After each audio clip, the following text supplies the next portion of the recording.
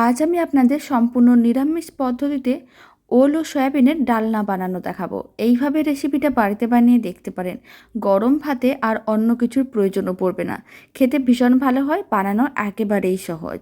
নমস্কার, আমি রুমি। আপনাদের সবাইকে আবারও একটা দারুণ স্বাদের রেসিপিতে স্বাগত। প্রথমে একটা কড়াইকে গ্যাসের ওভেনের উপরে বসিয়ে দিয়েছিলাম। কড়াইয়ের মধ্যে দিয়ে দিলাম কেটে রাখা ওল। এখানে আমি 500 গ্রামের মতন ওল নিয়েছিলাম। আর বেশ কিছুটা পরিমাণ জল দিয়ে দিলাম। খোসাটাকে ছাড়িয়ে ওলটাকে এরকমই মিডিয়াম সাইজের টুকরো করেই কেটে রেখেছিলাম। অল্প একটু লবণ দিয়ে দিলাম। তারপরে লবণটা খুব ভালো করে একসঙ্গে মিশিয়ে নিতে হবে। ফ্লেমটা মিডিয়ামেই রাখতে হবে। কড়াই ঢাকনা বন্ধ করে দিতে হবে। কড়াই ঢাকনা বন্ধ করে এইভাবে 7 থেকে 8 মিনিট রান্না করে নিতে হবে। তাহলেই ওলগুলো ভালো করে সেদ্ধ হয়ে যাবে। আর ওল সেদ্ধ হতে খুব বেশি টাইমের প্রয়োজন পড়ে না। আপনারা চাইলে প্রেসার কুকারে একটা সিটিও দিয়ে দিতে পারেন।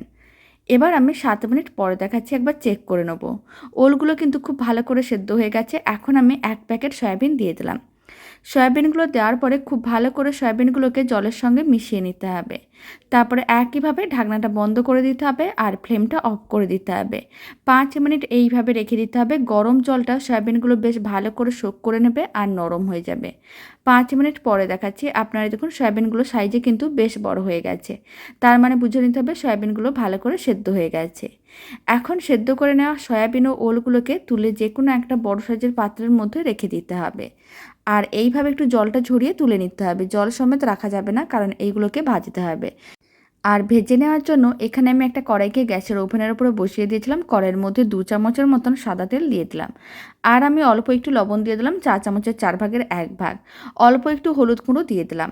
তারপরে লবণ ও হলুদ গুঁড়োটা খুব ভালো করে তেলের সঙ্গে মিশিয়ে নিতে হবে।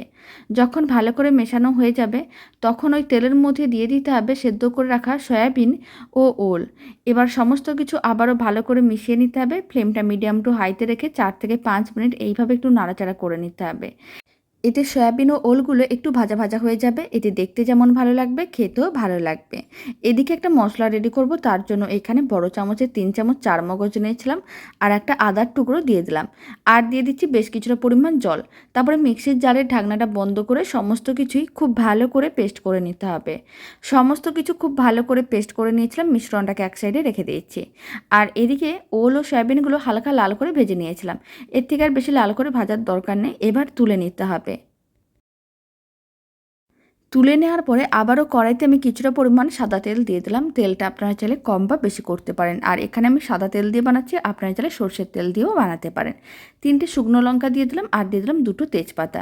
তারপর শুকনো লঙ্কা ও তেজপাতাগুলোকে হালকা একটু নাড়াচাড়া করে ভেজে নিতে হবে। প্রায় 10 সেকেন্ড ভেজে নিয়েছিলাম। এখন ফ্লেমটা লোতে রেখেছি। আর দিয়ে দিলাম 4 চামচের 3 ভাগের 1 ভাগ জিরে গুঁড়ো, 4 চামচের 3 ভাগের 1 ভাগ ধনে গুঁড়ো, হলুদ গুঁড়ো দিয়ে দিলাম 4 চামচের 4 ভাগের 1 ভাগ, লঙ্কার গুঁড়ো দিয়ে দিচ্ছি 4 চামচের 3 ভাগের 1 ভাগ। আর বেশ কিছুটা পরিমাণ জল দিতে হবে। আর সমস্ত মশলাগুলোকে মানে গুঁড়ো মশলাগুলোকে একসঙ্গে ভালো করে মিশিয়ে নিতে হবে, যাতে কোনো কিছু দলা না পাকিয়ে যায়। খুব ভালো করে যখন গুঁড়ো মশলাগুলো মেশানো হয়ে যাবে, আর যে চারমগজ ও আদাটা পেস্ট করে রেখেছিলাম জল দিয়ে, এখন সেই মিশ্রণটাও একসঙ্গে দিয়ে দিতে হবে। তারপর আবারও সমস্ত কিছু একসঙ্গে ভালো করে মিশিয়ে নিতে হবে। আর ফ্লেমটা মিডিয়াম টু হাইতে রাখতে হবে। মশলাটাকে ভালো করে কষিয়ে নিতে হবে যতক্ষণ না জলটা শুকনো হয়ে মশলার থেকে তেল আলাদা হচ্ছে। ফ্লেমটা মিডিয়াম টু হাইতে রাখতে হবে। এতে কিন্তু মশলাটা অনেক তাড়াতাড়ি রেডি হয়ে যাবে। আর এইভাবে মশলা কষালে মশলার কোনো রকম কাঁচা গন্ধও থাকবে না, রান্নাটা খেতেও ভালো লাগবে। মাঝে মাঝে একটু নাড়াচাড়া করে রাখতে হবে যাতে মশলাটা নিচে না লেগে যায়। তার জন্য এইভাবে 1-2 বার নাড়াচাড়া করে নিতে হবে। তাহলেই ভালো করে মশলাটা কষানো হয়ে যাবে। প্রায় 4 মিনিটের মতন এইভাবে মশলাটাকে ভালো করে কষিয়ে নিয়েছিলাম। জলটা শুকনো হয়ে গেছে, তেল আলাদা হয়ে গেছে। এখন ভেজে রাখা সয়াবিন আর ওলটা দিয়ে দিলাম। আর দিয়ে দিচ্ছি স্বাদ অনুযায়ী লবণ। আর দিয়ে দিলাম কিছুটা পরিমাণ চিনি, 1/2 চামচের মতন। নিরামিষ রান্না একটু মিষ্টি মিষ্টি হলে খেতে ভালো লাগে। আর অল্প একটু এলাচ গুঁড়ো দিয়ে দিচ্ছি। আর দিয়ে দিচ্ছি অল্প একটু দারচিনির গুঁড়ো। আপনারা চাইলে গরম মশলার গুঁড়ো দিতে পারেন। তবে নিরামিষ রান্নাতে এইভাবে একটু এলাচ গুঁড়ো, দারচিনির গুঁড়ো দিয়েও দেখতে পারেন, খেতে বেশ ভালো লাগে। স্বাদটা একেবারেই আলাদা হয়। তারপর সমস্ত কিছু একসঙ্গে ভালো করে মিশিয়ে নিতে হবে। প্রায় 2 মিনিট এইভাবে সমস্ত কিছু একটু ভালো করে মিশিয়ে নেওয়ার পরে নাড়াচাড়া করে নিয়েছিলাম। এবার আমি রান্নার মধ্যে কিছুটা পরিমাণ জল দিয়ে দিলাম। তারপর জলটাও খুব ভালো করে মিশিয়ে নিতে হবে। আর মিডিয়াম ফ্লেমে আরও 4-5 মিনিটের মতন রান্না করে নিতে হবে। তাহলে রান্নাটা একটু ঘন হয়ে যাবে আর রান্নার থেকে তেল আলাদা হয়ে যাবে। তাহলে বুঝে নিতে হবে দারুণ স্বাদের সয়াবিন দিয়ে ওলের ডালনা একেবারেই রেডি। 5 মিনিট পরে এখন আমি অল্প একটু ঘি ছড়িয়ে দিচ্ছি আর ফ্লেমটাকে অফ করে দিতে হবে। তাহলে রান্নার কালারটাও আরও চেঞ্জ হয়ে যাবে। এতে রান্নাটা দেখতেও আরও অনেক বেশি ভালো লাগবে। এখন 5 মিনিট পরে দেখাচ্ছি, ফ্লেমটা অফ করে এইভাবে 5 মিনিট রেখে দিয়েছিলাম। আপনারা দেখুন রান্নার কালারটা কিন্তু একেবারেই চেঞ্জ হয়ে গেছে। রেসিপিটা শেষ পর্যন্ত দেখার জন্য অসংখ্য ধন্যবাদ।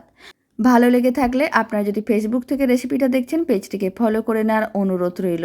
ইউটিউব থেকে দেখলে চ্যানেলটি সাবস্ক্রাইব করে নেওয়ার অনুরোধ রইল। পাশে থাকা বেল আইকনটি প্রেস করে নেবেন নতুন রেসিপির আপডেট সবার আগে পাওয়ার জন্য। তো চলুন ভিডিওটা আমি এখানে শেষ করছি। আপনারা সবাই ভালো থাকবেন, সুস্থ থাকবেন। আপনাদের সঙ্গে আবার নতুন রেসিপি নিয়ে দেখা হচ্ছে।